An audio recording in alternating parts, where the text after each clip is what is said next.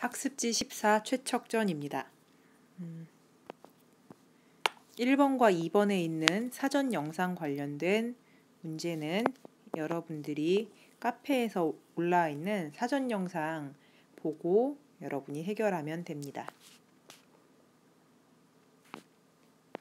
최척전 내용을 살펴보겠습니다. 최척전은 전쟁이라는 역사적 사건을 바탕으로 창작된 고전소설입니다. 가족들이 여러 나라로 뿔뿔이 흩어져 살다가 우여곡절 끝에 재회하는 과정을 그리고 있습니다. 전쟁이 개인과 민족의 삶에 미치는 영향에 관해 잘 보여주는 소설입니다. 제재 연구 봅시다. 이 소설은 가보개혁 이전에 쓰인 소설이에요. 조선시대에 지어진 소설이에요. 이렇게 가보개혁 이전에 쓰인 소설을 우리는 고전소설이라고 합니다. 적어놓읍시다. 고전소설. 가보개혁을 기준으로 현대소설과 고전소설을 나눈다고 생각하면 됩니다. 두 번째로 이 소설은 한글이 아닌 한문으로 지어진 한문소설입니다. 세 번째로 이 소설은 전쟁을 배경으로 하고 있는 전쟁소설입니다.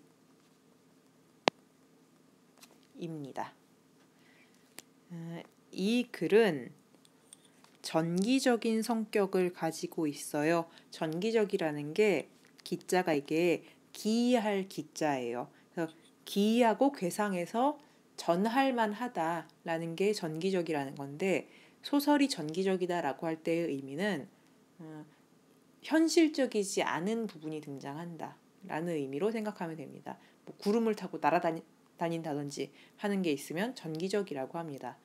이 소설에서는 우연적인 만남도 반복이 됩니다. 헤어졌던 아내와 남편이 우연히 제3의 장소에서 만난다던가 하는 사건이 생기니까 우연적이라고 합니다. 시점 가겠습니다. 우리나라 고전소설은 거의 모두 다 전지적 작가 시점입니다.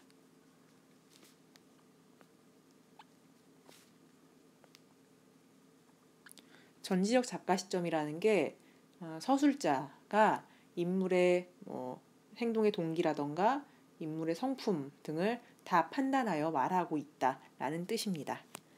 배경 16세기 후반부터 17세기 전반으로 공간적 배경은 조선, 중국, 일본, 안남, 베트남, 안남 등의 장소에서 펼쳐지는 사건입니다. 굉장히 이렇게 동아시아 전반을 배경으로 하고 있다는 것을 알 수 있습니다. 주제, 전쟁 때문에 겪은 가족 이산. 이때 이는 분리되다는 뜻이고요. 산은 흩어지다는 뜻이에요. 그러니까 가족이 떨어져서 흩어지는 고통과 재회를 그리고 있습니다. 재회는 다시 만난다는 뜻입니다. 내용 구조 보겠습니다. 이 소설은 만남, 헤어짐, 만남, 헤어짐, 다시 만남의 구조를 반복하고 있습니다. 만남 부분 보겠습니다. 최척은 오경이라는 여자를 만났어요. 근데 여기서는 오경을 만나 혼인하여 몽석을 낳음인데 이 혼인하기 직전에 한번 헤어지죠. 왜 헤어지냐면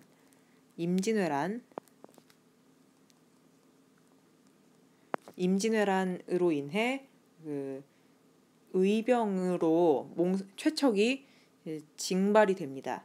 그로 인해 결혼을 약속한 상태에서 최척과 오경이 처음으로 헤어지게 돼요. 그러나 오경이 다른 남자와 혼인을 추진하는 어머니 때문에 자결을 시도하자 최척이 이 소식을 듣게 되고 최척은 병이 더욱 깊어집니다. 그로 인해 최척은 제대를 할 수 있게 되고 다시 오경을 만나서 혼인해서 몽석을 낳은 겁니다. 이해했죠? 이 만남 부분을 간단하게 써서 그냥 만남이 됐지만 이 사이에서도 이별과 만남이 이루어졌습니다. 임진왜란으로 인해 헤어졌다가 병이 깊어져서 제대하게 되어 결혼했습니다. 낳은 아들 이름이 몽석인데요. 몽자가 꿈 몽자고요. 석자가 석가모니 석자라고 생각하면 됩니다. 왜 이름을 석가모니 꿈이라고 지었냐면 최척과 오경이 부처님 꿈을 꾸고 나왔기 때문에 이렇게 이름을 붙였습니다. 다시 한번 헤어질 차례입니다. 최척의 가족이 조선, 중국, 일본으로 뿔뿔이 흩어졌습니다.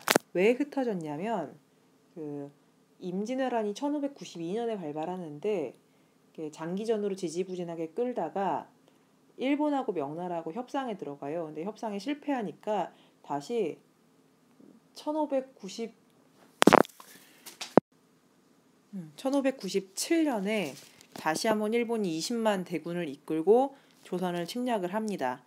그걸 우린 정유년에 일어난 난리라고 해서 정유재란이라고 부르는데 최척의 가족이 지리산으로 피신을 했지만 외적들이 쳐들어와서 가족들이 모두 뿔뿔이 흩어지는 상황에 처했습니다. 그래서 조선에는 첫째 아들 몽석이 남았고 중국으로 최척이 갔고 일본 나고야로 오경이 떠납니다. 그래서 정유재란 전쟁으로 인해 조선, 중국, 일본으로 가족들이 각각 흩어지는 두 번째 헤어짐을 겪습니다. 최척은 중국으로 가서 이렇게 여유문이라는 장수와 지내게 되는데 여유문이 사후 죽은 다음에는 친구 주우와 장사를 시작하기로 합니다. 한편 오경은 일본 나고야에서 도누라는 상인을 도와서 뱃일을 하면서 이렇게 장사를 하게 되죠. 그래서 다시 만날 수 있게 됩니다. 최척과 오경이 안남에서 베트남입니다. 재회를 합니다. 최척과 오경이 안남에서 재회를 해요. 최척도 장사를 하고 있었고 오경도 장사를 하고 있어서 우연히 안남에서 재회하게 됩니다. 이 부분에서 우리는 이 소설이 우연적 성격을 가지고 있다는 것을 알 수 있습니다. 아무튼 재회를 합니다. 그래서 둘째 아들 몽선을 낳습니다. 둘째 아들 이름은 몽선이에요. 그러니까 교과서에 수록된 부분은 최척과 오경이 안남에서 재회하여까지 만난 겁니다. 그래서 일단 여기까지 보면 임진왜란으로 인해 한번 헤어지고요. 임진왜란으로 인해 한번 헤어지고 두 번째로 정유재란으로 인해 또 한번 헤어지게 됩니다. 그리고 교과서에 실리지 않은 부분에서 세 번째 이별이 닥치는데 무슨 일이 생기냐면 중국에서 최척과 오경이 살고 있다가 최척이 병자호란에 출전하게 됩니다.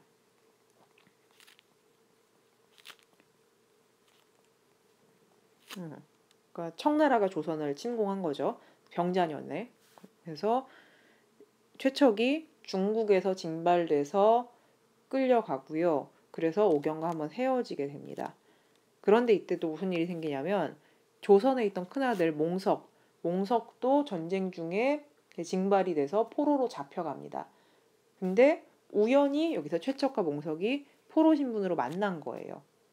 근데 다행히 그 최척과 몽석을 포로를 감시하던 사람이 조선인 출신이어서 둘의 사연을 기이하게 여겨서 둘을 꺼내줍니다. 그래서 조선으로 갑니다. 한편 중국에서 하염없이 최척을 기다리던 오경은 최척이 틀림없이 조선으로 갔을 것이다 라고 짐작을 하고 몽선, 둘째 아들이죠. 이 둘째 아들과 며느리, 그러니까 몽선의 처를 데리고 조선으로 가서 함께 최척, 오경, 몽선 이렇게 네 가족이 모두 만나게 됩니다. 이렇게 하면서 소설이 끝납니다. 그러니까 이 소설은 세 가지 전쟁을 다루고 있는 거예요. 첫 번째로 임진왜란으로 인해 결혼을 앞둔 최척과 오경이 헤어졌다가 오경이 자결을 시도하니까 최척의 병이 깊어졌고 그로 인해 제대해서 결혼해서 이별과 만남이 한번 반복되고 두 번째로 정유재란.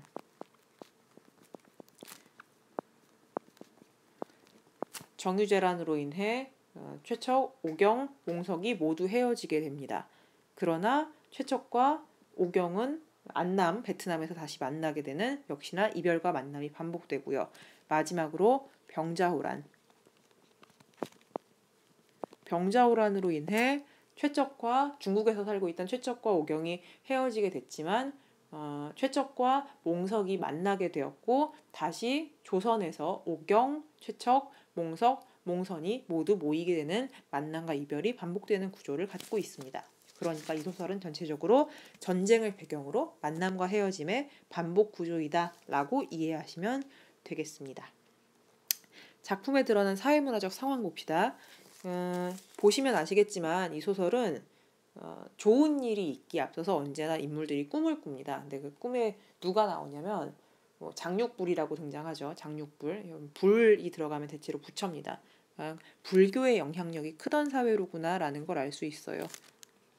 조선이 숭유업불 사회이긴 했지만 민간에서는 여전히 불교를 많이 신앙으로 삼고 있었고 사실 궁중에서도 큰 영향을 끼치는 종교였습니다. 그리고 한편으론 최척도 그렇고 오경도 그렇고 배를 타고 다니면서 장사를 하는 모습이 등장을 합니다. 그것을 통해 알 수 있는 것은 상업이 발달했다는 걸 알 수 있습니다. 상업과 대외 무역, 외국을 상대로 하는 무역이 발달했다는 걸 짐작할 수 있습니다. 역사적 상황, 외적이 침입해서 물론 외적이 아닌 청나라도 침입하긴 하지만 아무튼 교과서 수록 부분에서는 외적이 침입하여 전쟁이 일어나는 사건을 배경으로 하고 있다는 것을 알 수 있습니다. 크게 정리를 하자면 이 소설은 임진왜란, 정유재란, 병자호란을 배경으로 해서 최척과 오경 가족이 헤어졌다 만났다 헤어졌다 만났다 헤어졌다 만났다를 반복하는 소설이라고 생각하면 됩니다. 여기 그러니까 여기 2번에 있는 빈칸 3개의 전쟁 이름을 채워 넣으시고 이 밑에다 알게 된 점, 궁금한 점, 느낀 점을 정리해서 넣읍시다. 그럼 오늘의 활동은 강의는 여기서 마치겠습니다. 하도 우리 반 학생들이 놀려서 안녕하세요는 이번 강의에선 뺐습니다. 아무튼 안녕히 계세요.